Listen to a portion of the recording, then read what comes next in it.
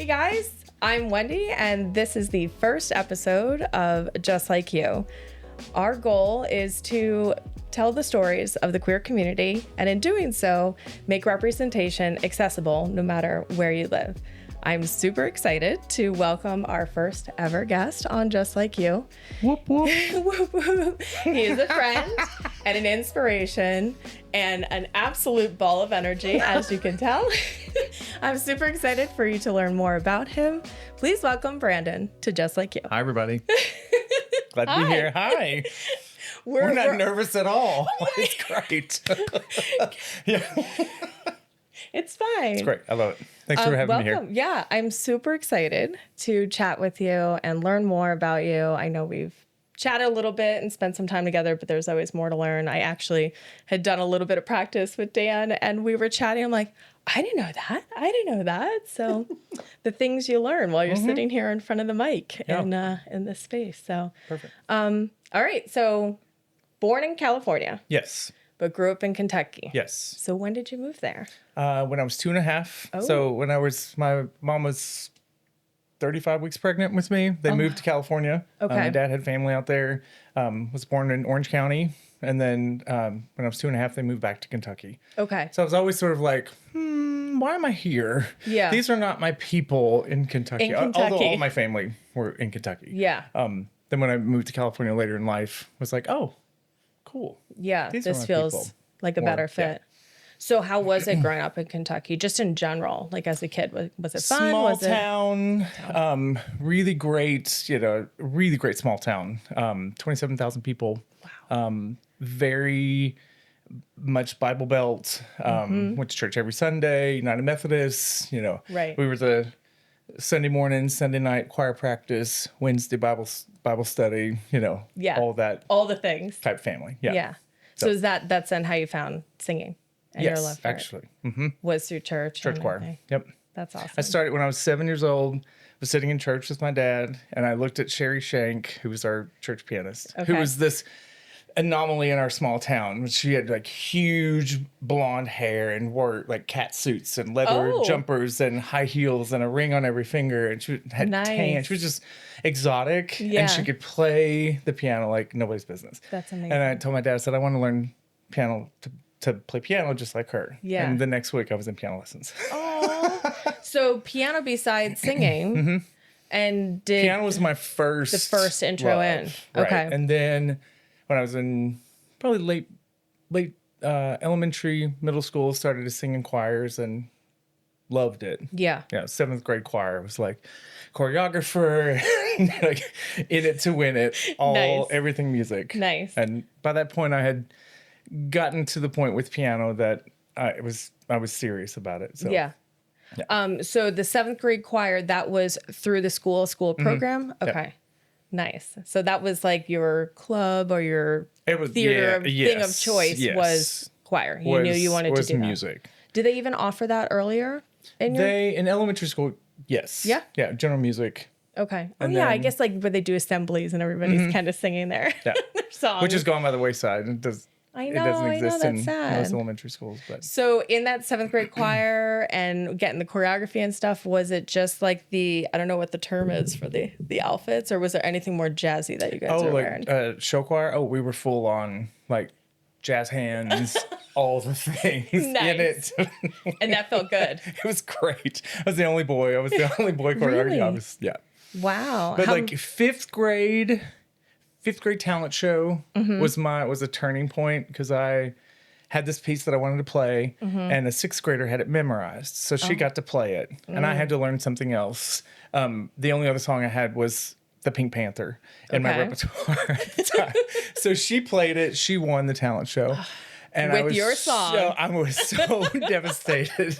And so that night, walking to the car, I decided next year I'm going to win the talent show. And I practiced my tail off and won the 6th grade talent show. That's me. And that was like, I think that set me on a different trajectory. Confidence music-wise, boost. Confidence-wise, and like, okay, this is something that I want to pursue. Yeah, and I'm good at. Yeah. Do you remember what your song was that you won with? Rondo alla Turca by Mozart. Oh, okay. Now, was the same girl back in the talent show, and did you No, beat her? she was in 7th grade at that point. So that would have been Augusta McMahon is her That name. would have been even better. If you're watching, you stole. You changed my life. Yeah, you changed his life, but you also stole his Yes. song. Well, the 5th grade talent show piece, Pink Panther. My mom the night before, she was like, "Go into the closet and see if you can find that trench coat." And she was like, "Bring it here." So she stenciled on the back, on the piece of poster board, Inspector Clouseau, that she pinned to the back of my trench coat. And she was like, "Okay, the person before your routine, leave and come out with the magnifying glass. Look at the audience.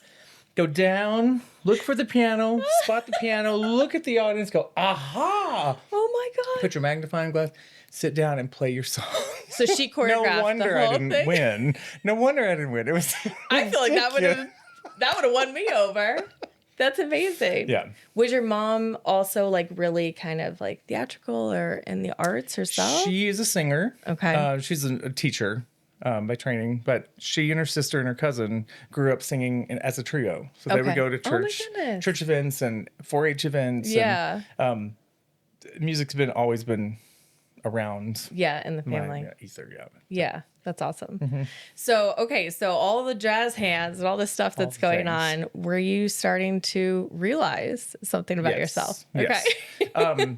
Music was my way. I mean, I was bullied terribly all growing up, elementary school. You know, "Are you a girl or boy?" All that sort of teasing. Really? I was a Okay. big kid. I was a large kid, and probably effeminate and awkward. Mm-hmm. And music was my way of finding something that really made me fit. Yeah. That I could kind of escape into. Yeah. And then figuring out that I was good at it. Then Mm-hmm. I was like, okay, cool. This is a safe place. Yes. Middle school was terrible. By the time I middle got to high school's the school, worst. it's awful. It's the worst. It gets better, y'all. It has to. Just was middle school 2 years for you in your area, 3. or it was 3? Well, it was 2 for me, We had and junior I cannot high, get which was 7th, 8th, 9th, and then the Okay. high school was 10th, 11th, 12th. But, Okay. Yeah. Yeah, middle school's a rough time for sure. So you've always kind of known then for yourself and like seeing that think woman I in her kn- cat suit. Yeah, It's like, right. I think I knew that it was different around age 7. okay. Didn't really have any labels to put on Sure. it until high school, probably. This was growing up in the 90s in a small town in Kentucky. There Yeah. just wasn't representation. There wasn't representation on TV? TV or movies or, Yeah. So I just was out there feeling like all of this is I'm by myself. I'm Yep. feeling these things. I'm different from everyone else. I'm the only person that feels this way. And so it was a lot of praying, yeah. dear God, help me not be this way. It felt wrong. Yeah. Yeah. And there wasn't anything that my family had said, that made me feel that way. It was just this, if it's something is not discussed or something isn't openly talked about, it feels like it's not Yeah. accepted. Yeah. Especially if you feel like you're the only one. Like, why me? Why am I this one? And everybody else is Right. that way or So whatever. being super into music allowed me to basically not have time for the other things, for dating and all that stuff. I was like, oh, I'm busy practicing 6 hours a day. Yeah. And Do you feel like to a degree that it saved you having that to really put your energy yeah, in? I mean, I don't wish that anything were different. Yeah. Yeah. I wish that I didn't have to spend the mental energy that I did trying to worry if people would accept me, if people would still love me, if people would, all those things, which That's there were heavy. years and years and years of that struggle Yeah. until I finally came out and finally, stepped into this is who God made me. Yep. And this is to be celebrated. And it's my job and my work to work on myself, to figure out confidence and figure out what authenticity looks like and, all that. That's been a struggle my entire life, Absolutely. probably until recently. To really stand in in my power of who I am as a person, who I've grown to be. And like, I always felt like I had to be so perfect, and just my perfectionism oftentimes got the best of me. Yeah. And just like shedding that as much as possible, and just being like, okay, I'm weird, I'm crazy, I'm That's the best funny, parts. like all the things that people are attracted to and love, Yeah. that I felt like I had to be rigid and Yeah. all the things. So Yeah. And was the perfectionism a like fear of letting others down? Or Absolutely. yeah, Yeah. I get that. you know, I have to show everybody that I'm perfect, so that they'll like or love me. Yeah. And And get some acceptance in some right. area. And at some point you're like, it's okay Yeah. that you don't like me, or that you don't Isn't love that me. the best like it's- moment? Right. You're just like, It's this okay is that what I it can be is. polarizing. Yeah. Love me or hate, it's okay. Yeah. Yeah. So I think that's awesome that it's something that, again, with this whole series, just like you, like, I get that. I feel that there, I went through a period of like, trying to find acceptance, or I was always, the oddball in the group, and just going through that whole thing, and more in later in life, really kind of owning like, okay, this is great. This is it. Yeah. It gets no better. It does get better. Well, this version. We're constantly working, at least I am, on myself, of how can I be more Absolutely. compassionate? How can I show up for others in a deeper way? How Yeah. can I, we all have baggage. We all come Yeah. into adulthood with We do. things that have happened, and am I allowing those things to Hold you back. hold me back? Yeah. Am I consistently working on things, new Yeah. new ways to learn, all Yeah. that stuff? Yeah. If you're not growing, you're dying, right? Yep, absolutely. So how old were you when you came out? I was a freshman in college Okay. at Vanderbilt. College is like the best, right? For it. It's like I told my brother first. okay. I was going to tell them over dinner, and I chickened out. And then we went to the mall at the Green Hills Gallery, the Cool Springs Galleria. Okay. And my brother's girlfriend at the time, now his wife, she went into the Disney store for a second. We sat in the atrium outside the Disney store, and I looked at him and I said, "We don't have a few minutes. I've got to tell you something. I'm gay." I love it. The sneak attack. And he was like, Whoa. "What?" Right. And then Laura came out, and he didn't speak the rest of the night. Okay. And that made me worry. Yeah, and I'm then sure on you're the in drive freak out home, mode. they lived in Bowling Green at the time. Finally, Laura was like, "What is wrong? Yeah. You haven't spoken all, like, what's going on?" Yeah. And he told her, and she was like, "Yeah, of course." We knew. Duh. Yeah. Have you met your brother? Yeah. And so he called me later that night, and he said, "Hey, told Laura, we talked about it. I love you so much." He was a minister. He was like, "It's my job to help mom and dad figure things out." And he Okay. was always, from the moment, accepting and awesome, amazing. That's awesome. That's awesome. It was just maybe the shock of the delivery. Yeah, well, right. Looking back, you're like, wow. You're not expecting Yeah, that when yeah. you're sitting. Yeah. And my brother's a quiet type. He's an introvert. I'm not, clearly. You got all the other parts of it. Right. So then telling the family, extended family, whatever, friends, is there anybody that you lost along the way in coming out? Some distant cousins in California that I was not In expecting. California. Interesting. That I was not expecting. They were like the cool California Yeah. cousins. And What the heck? I was moving to their town and called and said, "Hey, I'd love to have dinner with you." Yeah. With my partner and I. And he stopped the conversation. He was like, "What do you mean, partner and I?" And then we got into it, and he's like, "I've got to call you tomorrow. I've got something I got to do." So I called him the next day. I was like, "Hey, are we having dinner?" Yeah. And it was just like, "We're not interested in getting to know you, to getting to know your partner. Oh my goodness. We believe this way." And it was very shocking because I hadn't really experienced that. Yeah. And so on my dad's side of the family, and his family's very small and tight knit, and it really put a wedge that was unnecessary. Yeah, absolutely. And so that was hard. Yeah. But then I was like, okay. Cut the fat. Yeah, right. Like, you can't make someone. Nope, you know, can't. they're not going can't. to change his mind. It's not going to change mine. And it doesn't matter and that it's family. right, It's no right. different, right? That's surprising. So was it the Christianity tie-in that was the religion that you guys believed in at home? Yeah, we grew up United Methodist. Was that the same thing for them that you feel like was the main issue, that it didn't align with their religion and what they? Oh, yeah. Okay. They were much more fundamentalist Christians. And, Okay. you know. Wow. Yeah. So I was like, Interesting. okay, Yeah. great. Yeah.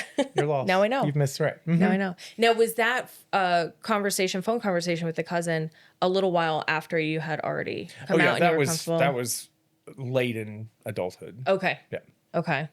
And you hadn't had like an 30s. actual conversation otherwise. It was just kind of like, It was coming like, with oh my God, partner, I which love is a y'all normal thing to say. The Right. person I'm dating. Right. Yeah. I was like, I love y'all so much. You're my cool California cousins. I can't wait to see you and move Yeah. closer to you and we'll all the things. And it was just like, nope. Wow.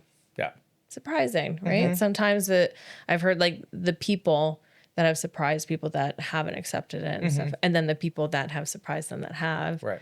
You know, I like mean, that, I was scared about my parents. Sure. You know, all the things. Yeah. And, you know, cutting off ties when you're just starting college and all the things. And my parents have always been incredible.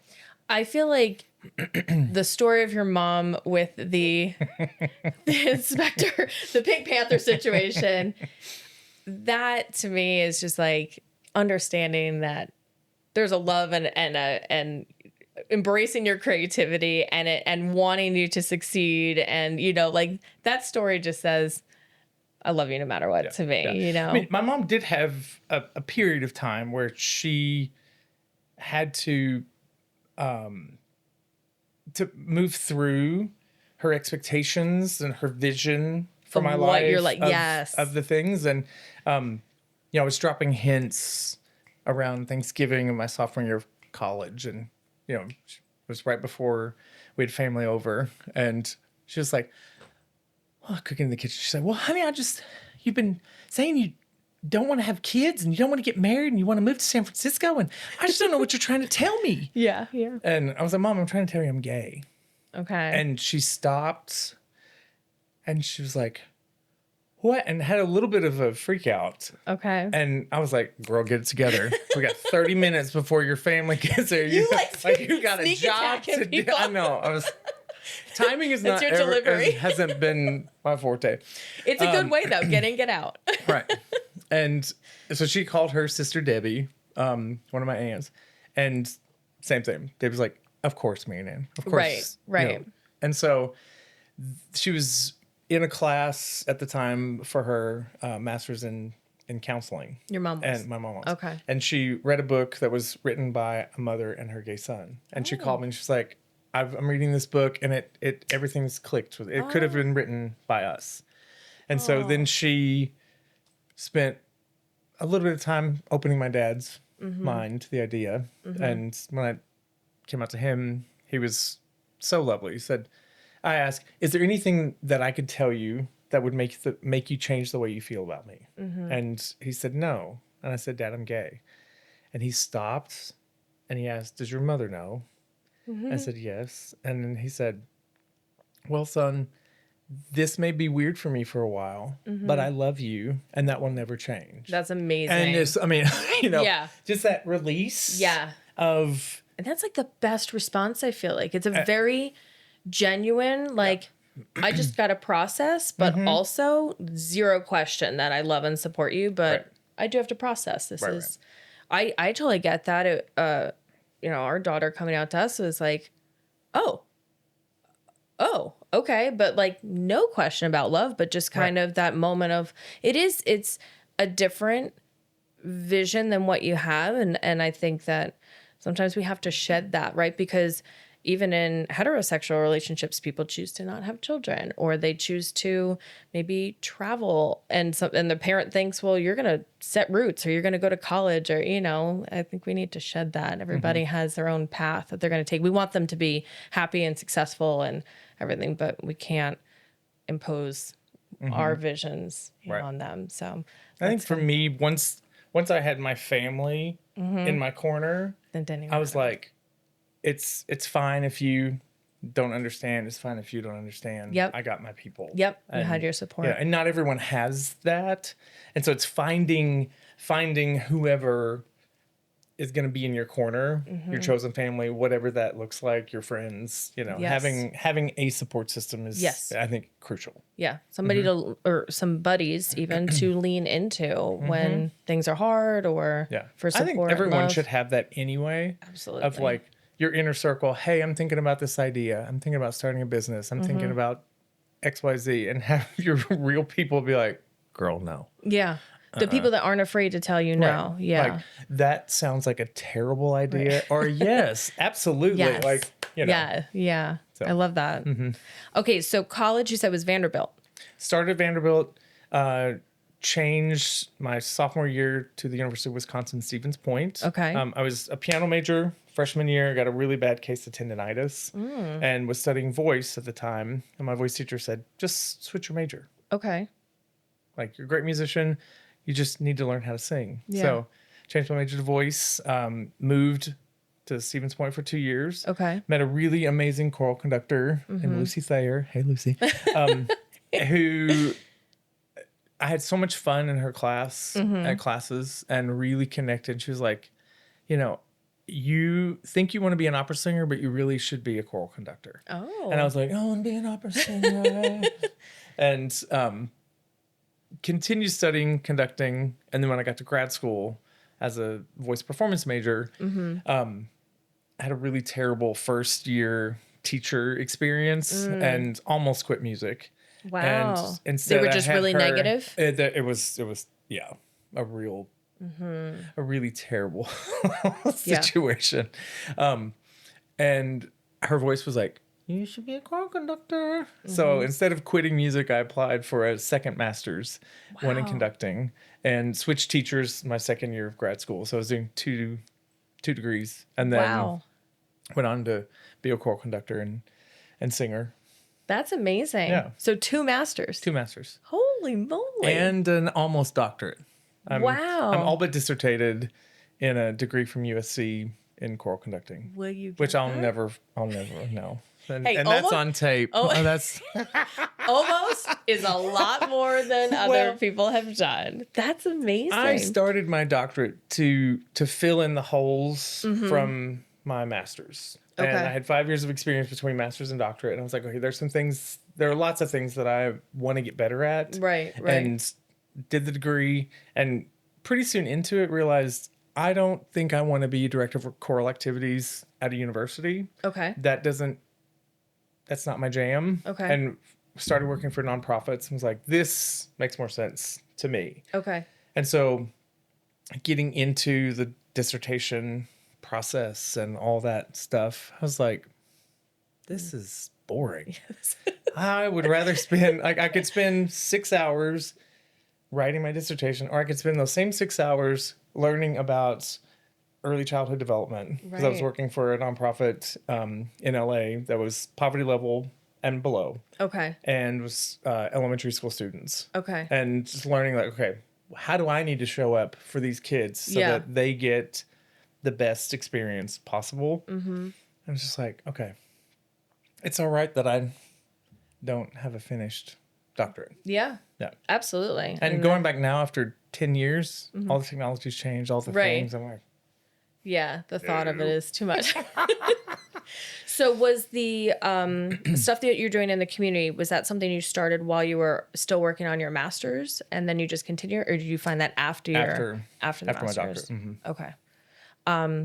And then what about work? Did you just jump, like, so you finished that up? Did you jump right into a career Yep, as soon as you, and that Yes. was in California? it was. Okay. So I moved from LA to San Francisco and worked for the San Francisco Girls Chorus, and then for the Marin Girls Chorus, which is after school programs, at a high level after school programs that were sort of tiered educational singing programs. And then moved to Portland, Oregon for 4 years and worked for the Pacific East Choir and Lewis and Clark College. Okay. So lots of different jobs throughout, which, you know, when you're a gigging musician, you take all the singing jobs you can, as many teaching jobs, and sort of fit and fit due to the together. workforce, right? You got for that career, you got to kind of be like, yes, yes, ma'am, to everything and take it and climb the ladder. So elementary, middle, high school, college, and professional, you've taught it all.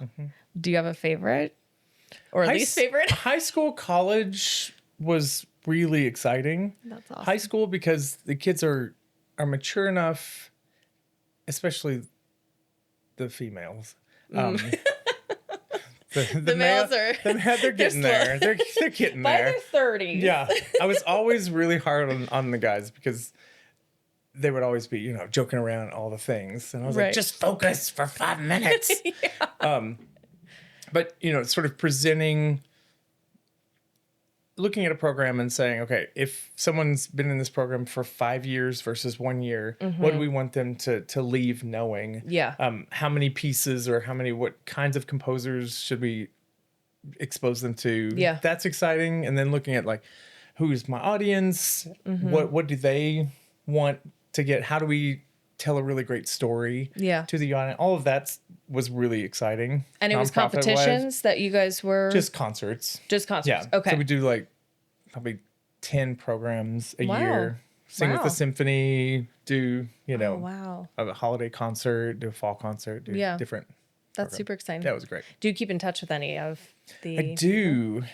My Marin Girls Chorus girls, when I met when they were like 10 or so, are all in college or graduating college. All the babies have grown up. Keeping up with them and just seeing them grow into these professional rock stars. That's awesome. It's really exciting. Yeah. And I know that you had a hand in that, and that the inspiration, or that you had that bad professor, that bad teacher, and they had somebody that was really good that kept them in it and made them excited about it.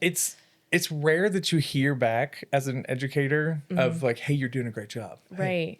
Until years later, if a student comes back like, I remember this lesson when I was in 2nd grade. Right. And I had one student who I had the privilege of teaching her in 2nd grade and then also like 11th grade. I came back to the position. And she said, you taught me how to turn pages for the first time. So every time I sing a piece of music and I turn the page, I think about you. Wow. And that hit, I was like, this is, if I had said something negative or, you know, then that would have stayed with her. So that's stayed with me for a long time. That's awesome. The impact. You know, absolutely. And having parents send me their college entrance essays that say something about, you know, the trip that we took to Carnegie Hall or to, so that's anytime exciting. I've received something like that, that's like prized possession to me. I obviously I save it and I just reread it and like that. And it really is something I have learned growing up, being a competitive figure skater. The power of just one negative comment is so overwhelming and strong, where somebody could be praising you and saying how well you're doing 10 times. And you're like, yeah, I don't know, because that one like lingering negative comment. Yeah. And it really, that was something I realized as an athlete myself. So when I went into coaching, I said, I'm never going to be that person. I'm going to be careful with my words. And it's not that you're lying to them and trying to be like, no, everything's great. It was all fine. Like everything you're doing is perfect. You can be constructive and criticize, but you can do it in a positive way. And that impact is so important. Like to hear this. Likely going to get better results. Yeah. Because they're going to want to work harder for you too. Because they want to like make you proud because you're proud for them. And it's a cycle. So like, here's how we're going to get better. Yeah. Instead of, you're terrible. Yeah. And using that as like the to tactic. Build that, and like burn it down and rebuild. I've never understood. Nope. Does not work. They might, maybe short term, you might see some gains, but there's no way to sustain that philosophy of breaking somebody completely down. No. So you changed career paths completely. You went from something that you loved, that you were inspiring all these people, and then you said, to hell with all you, I'm out of here. not really, but no, what happened? Why did you change career paths? COVID happened. Okay. Good old COVID. Yes, I know. I was working for a nonprofit that wasn't feeding me. It was a pretty toxic situation. I didn't realize how toxic until I got out. Yeah. It's hard when you're in that stuff. Right. Yeah. And COVID gave me an opportunity to dream a little bit, to kind of force myself into a hard reset. Yeah. And I did that. Yeah. And it was not fun. It was not pleasant. I came back and lived with my parents for 4 months, which as a mid-40s Like, man, this is interesting. I was like, okay, well, that's nice. Okay, yeah. But I think that saved my life in a lot of ways, because I'd gotten so depressed in the minutia that I didn't realize how depressed I was until I got out of it and was able to sort of just be and for reassess. a little bit and reassess and be like, okay, what do I want to do? Yeah. If no one's hiring for music right now, is there something else? Like, what are my marketable skills? What do I want to do with the rest, or at least, a period of time? Yeah. And real estate had always been calling to me. That's what we did when we were growing up. We'd go to car lots and look at new cars, and we'd drive around the nice part of town, or go across the river to the nice part of town and just look at beautiful houses. Look at the houses. That was like our pastime, one of the things we did. So I was like, you know what? I love working with people. I love managing people. I love real estate. Let's try it. Just give it a shot and see what happens. Yeah. And I love it. It's a really good great. fit for your, it's such a good fit for your personality. It really, really is. Thanks. Because I feel like your clients immediately feel like they know you and feel comfortable with you, but also that they can trust you. Yeah, that's the goal. That you're That's the guiding goal. them Right. not into a direction of like money from the commission, but you're really listening to their needs. And I tell clients I'm more likely to convince them out of buying a house than, to push them into something. I love that. Well, it's, this is a long-term thing, and it's taking care of people, and, I always put myself in it. Would I buy this house if I were in their situation? No, it doesn't make sense. Or depending. So are there things that you took from your teaching that you applied, do you think? every day. Every day. I'm educating my clients every single day on the market, on the process, on, what my job is. Tell them I'm an over communicator because I, want to know all the things. Same. And, so Guilty of. I think it makes it was an easy transition. Yeah. I never thought that I would be able to say that I don't miss music, but I don't miss it right now. I don't know that I'll ever do it. I tell people that I'm retired. Yeah. And if I want to come out and do something, then you can. I have that option. Yeah, you can. It's not like it's gone. Right. Do you still play piano and sing for yourself? Sometimes. Yeah, that's nice. Singing, not so much, because when you're doing teaching choir, I'd be like, faces. So all of that stuff, when I go to sing in my real voice, it's all a mess. But, it's all mess. Well, just sing in that voice, maybe. Like a little bit of schizophrenic, be all the parts. Like, alto, someone singing the wrong note. You're supposed to be down here. Someone singing up. So with real estate, do you have like a motto or anything that you yourself professionally kind of like to live by, or anything? Make someone's day better every day. Oh, I like that. I really like that. That's a good one. And is that something you learned along the way, or you came out the gate feeling like that's what I want to do? I feel like, right out the gate, there's so much information coming at you. You don't really know how to weed through it. Right. But at the core of who I am and my family is we take care of people. We've always been that way. That's how we were taught. That's just how I want to show up. Yeah. Better and bigger and brighter. Yeah. In the world. And so that's a no-brainer. Perfect. Yeah. So what about with the queer community? I know that you've been involved in some stuff. You were on the board for the teen group. Is there more that you hope to do in the queer community and get involved with? Yeah. My partner Clayton and I and our 6 dogs. All the babies. Yeah. Live in Franklin. So we're connected with Franklin Pride. We're connected with PFLAG, with Wilco Iris. We do a lot of advocacy work with Nashville Launchpad and Oasis Center, and Oh, any way nice. that we can get involved to help those organizations that are working to end youth homelessness, and provide a safe place for kids who are kicked out of their houses. Yeah. And that to me, those are our kids. We don't Yes. have children ourselves. Like that, if we can make a bigger impact in those organizations and help leave a legacy there, Yeah. that's something that we're really Passionate working. about. Yeah. Like when I don't want to make phone calls to random strangers to ask them if they want to sell their house. Right. I do, because I know that on the other end of that is the opportunity to help other people. Right. So, By growing the network Right, and right. yeah. Yep. That's awesome. I didn't know that you have that connection to those other organizations. And it is such an important thing. You were saying that you were lucky that you felt that you had the acceptance and the love from your family, but obviously that's not the Right. situation for everybody. Yeah. And the reality is that there are queer youth that are homeless or in really serious, dangerous situations in their our home community. environment. So Yeah. there are resources, there are ways to get connected and to help. Yes. So Yeah. And sometimes that can feel really overwhelming to not know where to Absolutely. start. And right. it's great that you guys are out there, not only for the representation, but the support. Because I think that goes a long way. Even for somebody just to show up for you, even if the end yeah. result was like, hey, I couldn't help today, but I was here. That showing up is huge. Absolutely. Yeah. We all need that. Yeah. Everybody needs that. Absolutely. No different, right? How does it feel as a queer individual in Middle Tennessee with the current political climate? How are you feeling with just kind of life in general and what's going on politically? That was hopeful. I think that was one of the biggest question marks I had moving from the West Coast back to here.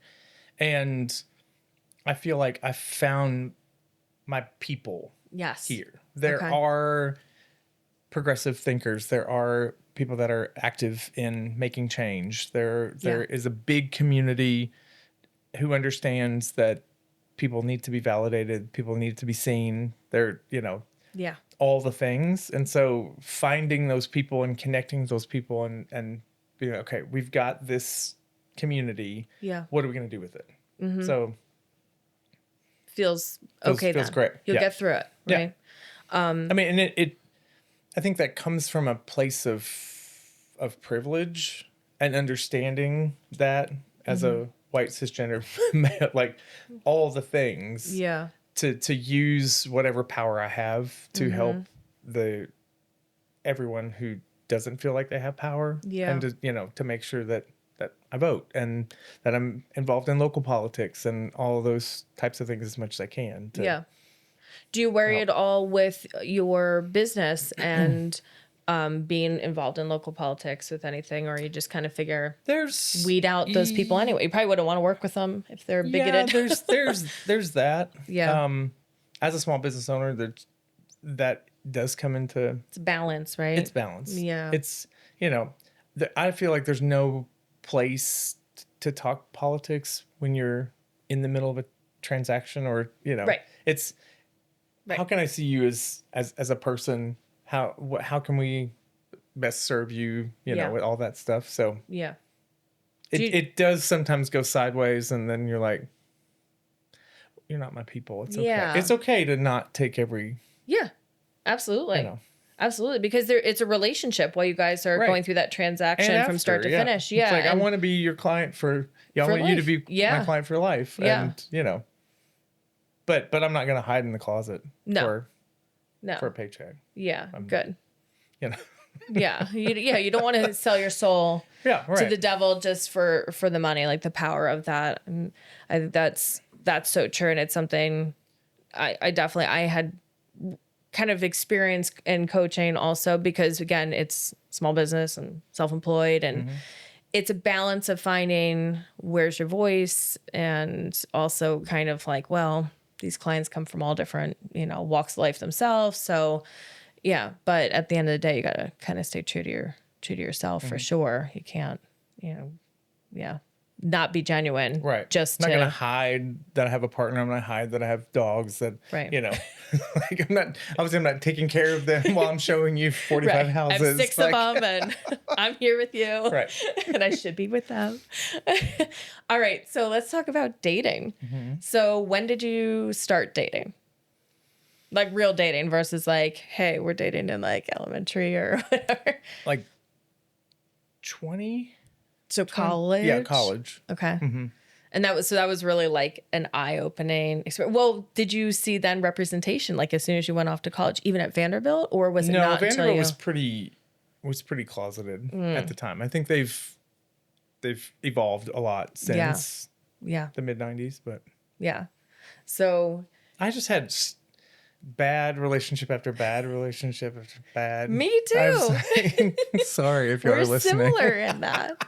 But I think that's again, that's part of it. It's part of it. And it doesn't matter who you are. Like you go through that. You have to kiss a bunch of frogs kind of Right. thing. And you're learning about yourself and you're Right. figuring all the things out Yeah. and what you're willing to put up with Yep. and, you know, sacrifice and not and Yeah. compromise and all the things. And, Yeah. Yeah. Yeah. No different for anybody. And then you find the one who's like,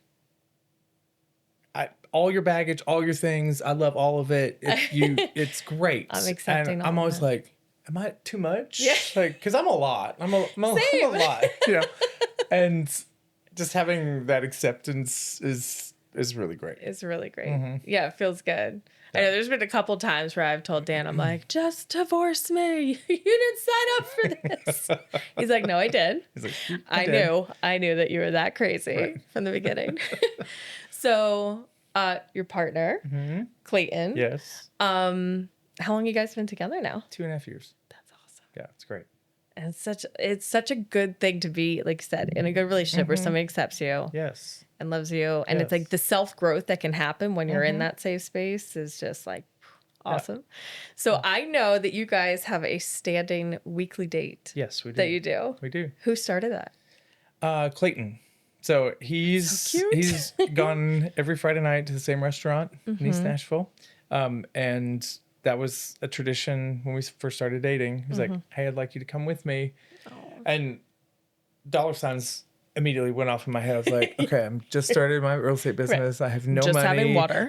Like, Put them there. I can't add another line item on my budget Right, for this. And he was right. like, no, this is something that I want you to come with me. Yeah. And so we go every Friday night. It's just Standing time. non-negotiable, Yeah. 5:00, end of the work week, date night. I love that. It's so important. Yeah. And you know, I tell my clients, this is a non-negotiable. If there's something that's falling off the rails, I'll get to it after dinner. Yep. Or when I get home or first thing Saturday morning. Nothing takes Yeah, priority it's- over that time together. That's so nice. And because it's not even about necessarily like a romantic dinner or whatever. Sometimes it's just that time where like the phones are down. Right. Everything can be quiet. And it's just, even if you're just going to Connected. stare at each other and eat, it's Right. just kind of like, we're doing this together. Yeah. Which is really nice because you guys are clearly very busy when you're working the rest of the time, right? So that's the other thing that I know is that you guys now do each month you take a trip. It seems About? it seems that way. That's the goal, That's the goal. which is So amazing. he can work from home, work from anywhere. So it's figuring out coverage for clients, and you know, I'm on a team, so Right. but between real estate conferences, travel, places we want to go. This past year, it was about once a month. That's fantastic. It's amazing. I love it. You guys have figured out the work-life balance situation that none of us can figure out. Like Well, that's. I don't know about that. But even if you go for like a conference, but you're like, hey, we're going to be here, but let's extend it a few days and spend time together or whatever. Right. That's the way to do it, Yeah. I think, because it's like, you know, work has to happen, but then to also say, but we can carve out some time right for each And other. every time we go out of town, we still work. Like we get up, we have coffee, we check in on our businesses. We Yeah. like do Have, like, some work do time. some work, Yeah. and then close the computer, head out, And just enjoy. come back, make sure nothing's burning down. You know, Which sometimes it is. oftentimes it is. Yeah. Okay, so What's next for you? Do you have hopes, goals, Oh my dreams? goodness. All the things. All the things? Yeah. Scholarship funds. Just trying to think about how big can I grow my business so that I can grow others, and figuring out where the places to plug in. It's a constant conversation Clayton and I have about legacy. Of like, okay, what are we doing? What are we doing now this year? What's our business plan? Yeah. How do we, what do we want to accomplish? How do we want to show up for other people? All those things. And I've never been in a place where I could ask those questions. Right. Because as much as I loved my career in classical music, it was like, can I pay my bills this month? Yeah. Don't know. Yeah. Maybe. We'll find out. But we'll find out. Yeah. And so there wasn't really room for that to think Dreaming. bigger. Yeah. And so that's really exciting and fun. And, Yeah. so we try to be as generous as That's we amazing. can. And so that teaching side with the real estate, are you teaching other realtors as they're coming in onto the team? Not yet, but possibly soon. Because once teacher, always teacher, right? Absolutely. Like you want to help and you have that natural ability. I'm growing into that area right. of my business. So Yeah. And with the legacy and stuff, what is the kind of vision that you guys would like? it changes week to week. Okay. Yeah. And that's fine too. A moving target, still a target. I would love to make all the money and die broke. Right. So right. we've given, we've taken care of our families. We've taken care of as many people as we can. Yeah. And we don't have children. So right. we're done. Yeah. What about where you are living now? Do you guys have any ideas or thoughts on moving anywhere or really set roots here? Yeah. And, which I love. I really do love, because I know that was something you're talking about with the community and growing the community, and just rather than running from what's going on politically, saying, no, we have a community here and there's other people here to support, and we can that grow also and comes grow. from a place of privilege of feeling. I mean, I'm a big guy. Like I haven't ever. I worry about people picking on me. I think that's that young kid still inside. Like if I go to a gas station in the country, I'm driving, from back, and I stop, like that idea or thought of, is this person going to mess with me? Yeah. Comes in. Yeah. But no one ever has. Right. And so, it's. I know people recently who have kids who they have to move. Like they feel like it's best for their kids to move out of state. And I totally respect that. Absolutely. And so we're digging in, gonna do the hard work and, stay here because we have our our family here and all the things. Yeah. But, it's not lost on me that is from a place of privilege. Yeah. And again, certain situations, it just you're forced to make a decision and whatever's best to keep your family safe and your loved ones safe. And well, I feel like this was the best conversation. Oh my God. Thank you. It's so much fun. Truly the whole concept, I feel, of this is to really make queer people relatable to other people that maybe don't, like, growing up, you didn't have that representation, right? And you didn't have that person, but also for people that want to be open to learn and to understand the people that are neighbors to them and in their community and all those things. And because we're all learning, we're all learning, evolving and growing, and we're all going to make mistakes. And Absolutely. We're all the things, but being willing to say, hey, I'm trying. I'm doing my best. Yes. I'm here with you. I may not say the right things, but I want the playing field is, my intention is always good. Yeah. My intention is always to support you. My intention is always to love you. And if I don't say the right things, then it's my job to apologize, but just know that that's where, I'm the place I'm coming. Yeah. It's not a place of being malicious or hateful. It's sometimes it's ignorance, but in a really, kind way. Like Right. they're, not trying to be hurtful. Because again, I want to make sure I'm just trying to facilitate this and bring this kind of to life, it's great. and You're really good at this. thank you. I'm really excited, and that's why it was having that conversation with my friend Matt, who lives in Brooklyn. I had originally reached out to him when we were trying to decide the name of it, and I said, if you think of anything, like let me know. And I had talked to him last week, and that's when he had come up with the Straight to the Rainbow thing, him and his husband. It was actually his husband, and he was mad at him because he's like, I'm the creative one, and he came up with it.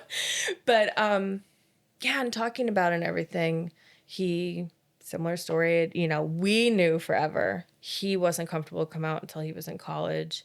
And then really, moving to New York City, it was like, let the, it all fly. Yeah. Just talking to him and him saying like, no, we really do need this. We really need this. And that he had already started talking to friends in the city that they're like, I want to get on the podcast. I want to get on the podcast. I want to get on the podcast. Like, because it's that idea of giving back and knowing that you didn't have that growing up, that representation or that person, and so it definitely seems to be like an underlying feeling, right? Of like, if I had this, right. And I think how there's much a lot easier of would it have been? there's a lot of religious trauma. Yes. There's a lot of, that has moved people in the queer community away from religion that should be held and embraced by their faith. Yeah. And so that's also a journey that you have to, if you want that, if you want to come back, like that's a journey. That's a journey. work. That's, finding your people and doing all that. And, that was the most eye-opening like, thing for sure for Dan and I in meetings and hearing about the religious component. And it's like I would see it as hurdles, and that was a monster hurdle. Besides whether it was that they had a child that came out to them or they themselves were coming out or whatever it was, that was another big hurdle. They had so much to grapple with because that religion of whoever they believed in and the stories and and all the stuff was like, wait a second. And also the community aspect of, going to church officials with a problem, with the situation they think it's a problem, and then having backlash, and then feeling like we were in the accepted. fabric, yeah, and now we're not, yeah. And so what do we do, and who's our people now? Yeah, like we're out floating in this, Yeah, it's a huge issue. It is. And again, I've never been religious, but I've always tried to find my people. So in something like that, I relate to that again, in that was something later in life and something I was still continuing to work on, that, I've been more open to people, allowing them in, where before I'd be like, no.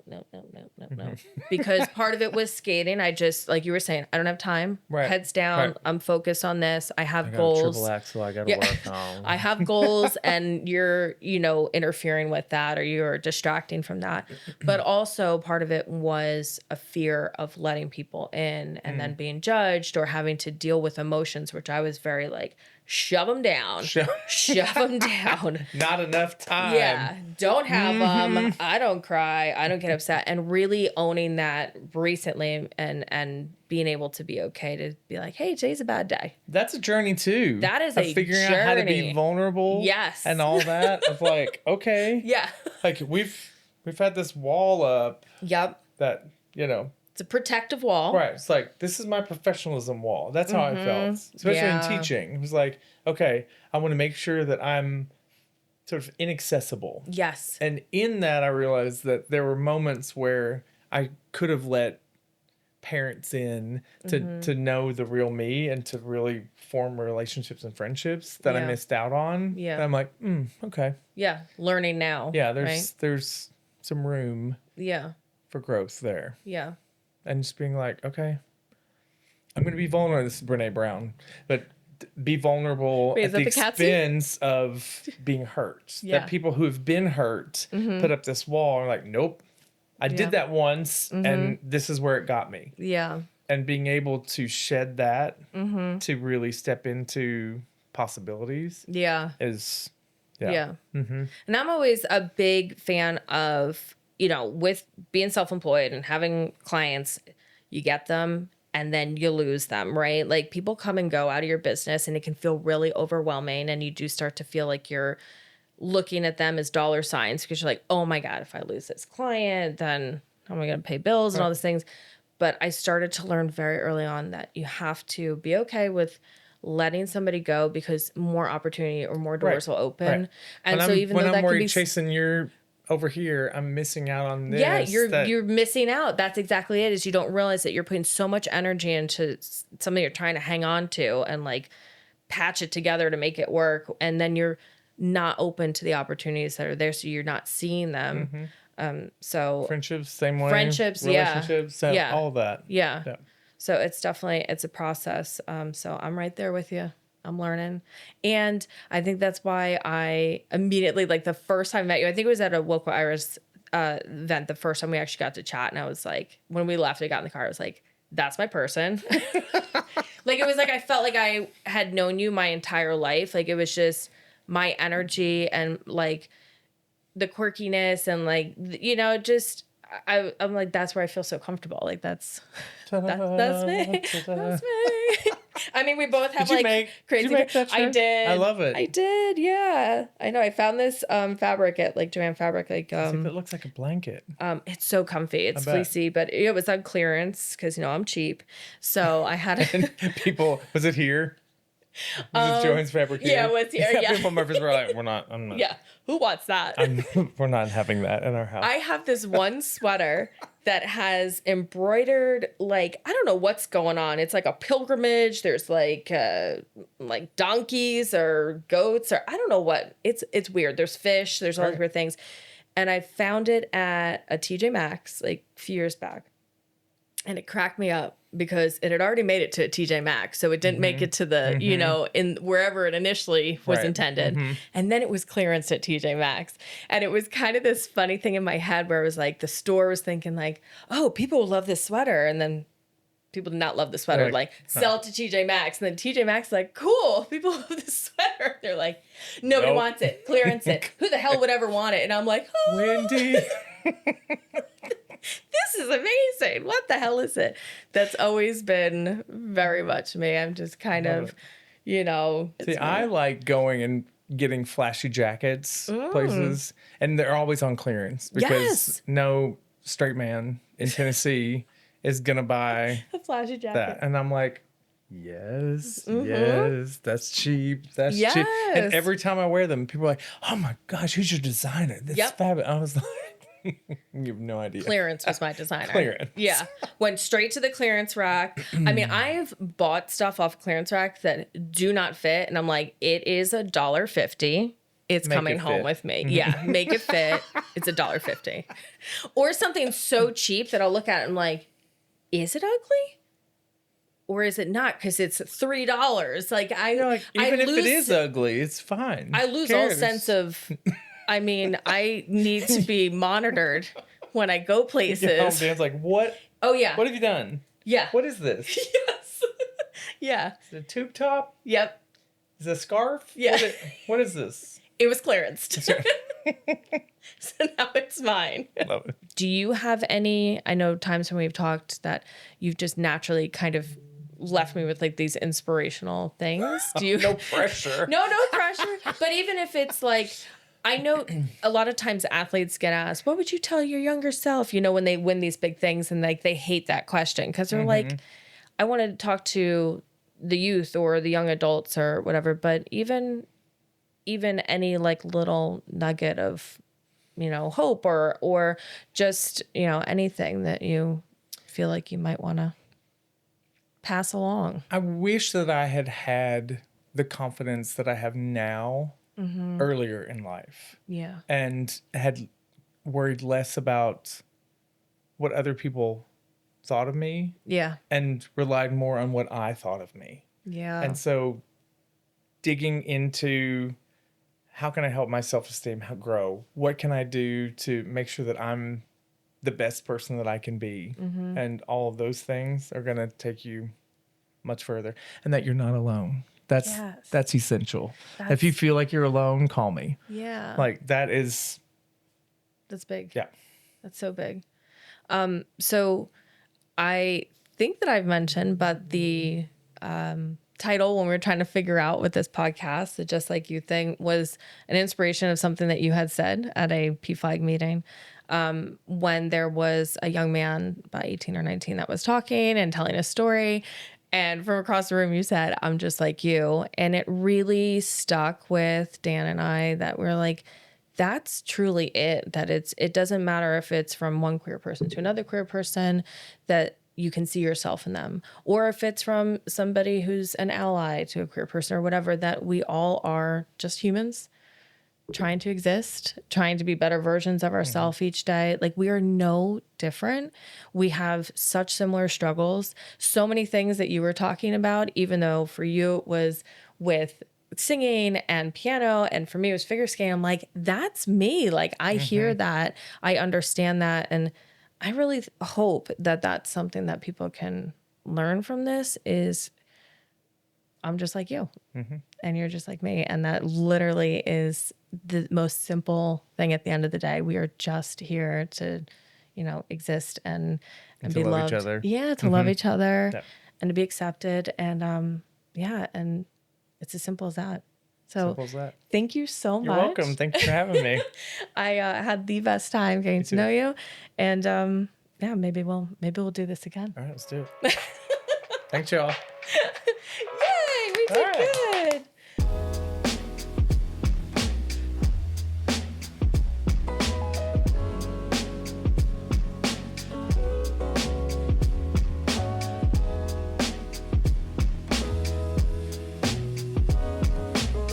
Arm. Sweating. It's definitely humid. It's so gross up. It's humid. Hello. Yeah. You're like, nope. I'm getting uncomfortable from their energy. Yeah. I'm gonna watch this bit. Oh my God, why'd you wear shorts? Your knees are so ugly. That's what I used to tell my college students. I was like, when we say full length black dress, we don't want to see any knees. Like, the knees are gross. Stop it. What are you doing?